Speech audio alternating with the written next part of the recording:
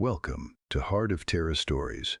Please subscribe to my channel. Your one click means the world to me. Lara's hand was a cold, trembling weight against Jackson's chest, her bioluminescent skin flickering a frantic, dying violet. Above them, the ceiling of the luminous sanctum groaned under the rhythmic thud of shadow mercenary breach charges.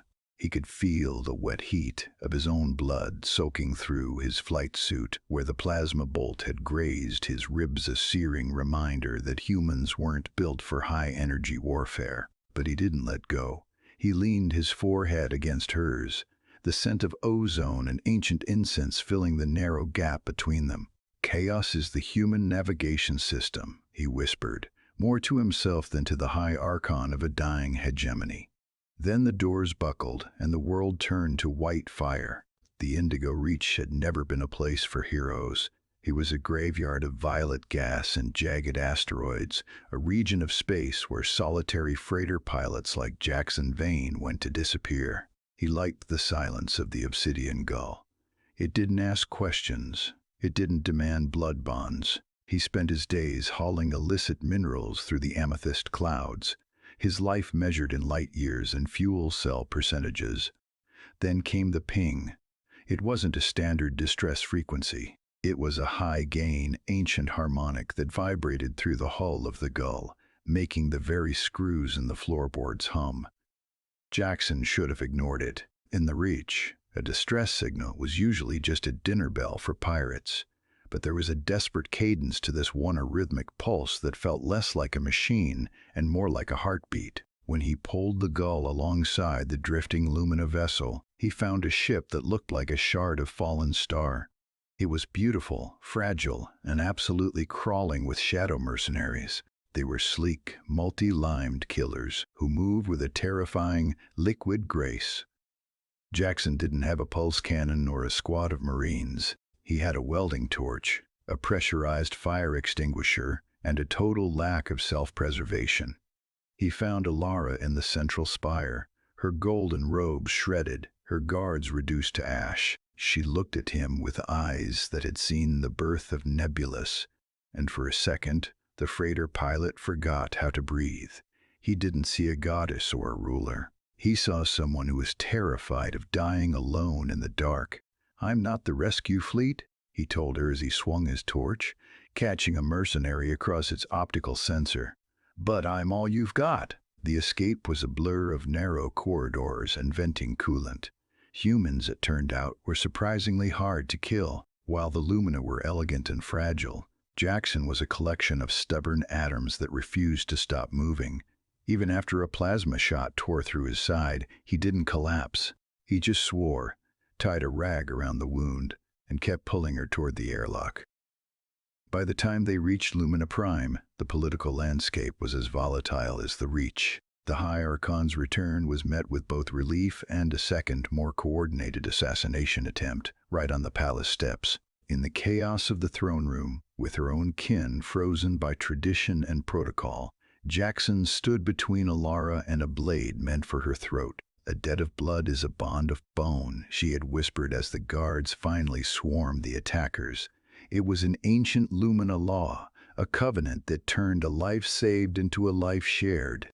Jackson looked at his blood on the marble floor, then at the star map glowing on his wrist comm. He was a pilot.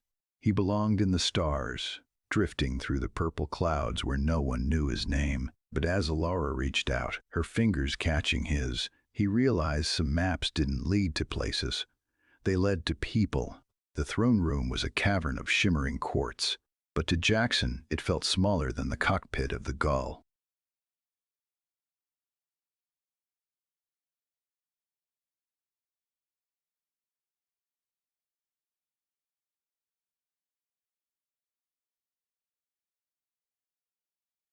The metallic tang of his own exhaustion. Lara didn't let go of his hand, her grip a silent anchor as the Lumina High Council descended from the translucent galleries like ghosts in silk.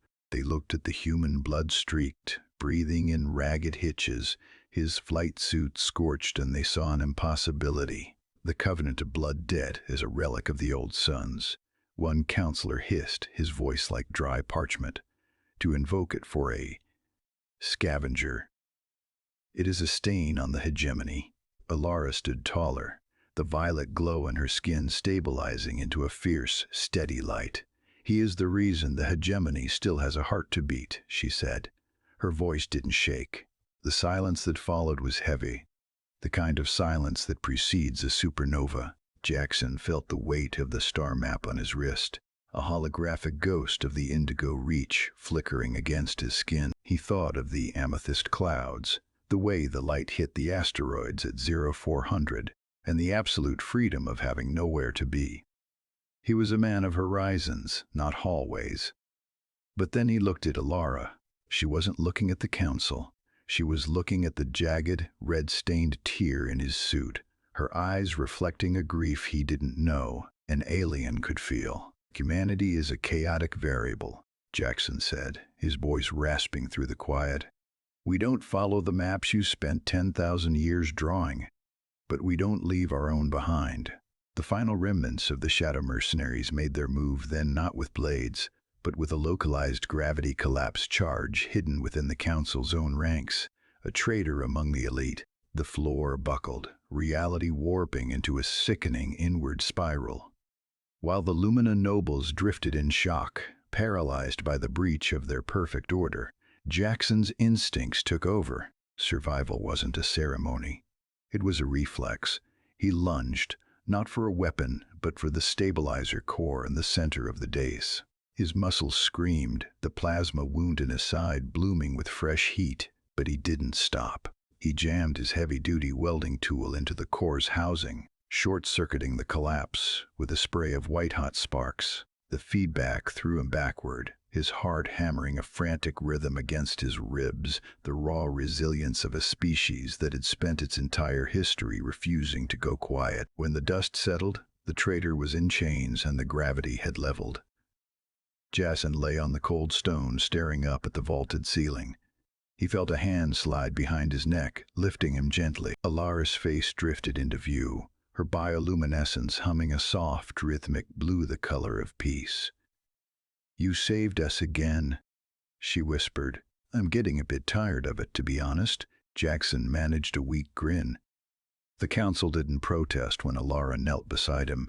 They couldn't. The smallest ship carries the heaviest hope, and the scavenger from the Reach had just carried the entire hegemony on his back. In the days that followed, Jackson Bain did something he never thought he'd do.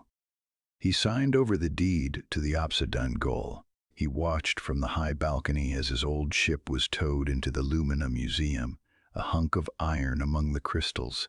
He wasn't trading a star map for a cage. He was trading it for a destiny he hadn't known he was allowed to have. He stood beside Alara during the unification rites, his rough, scarred hand entwined with her glowing one. The two civilizations, one ancient and rigid, the other young and reckless, looked at the pair and saw a bridge built of blood and bone. Jackson Vane, the pilot who once navigated by the stars, realized he had finally found his north.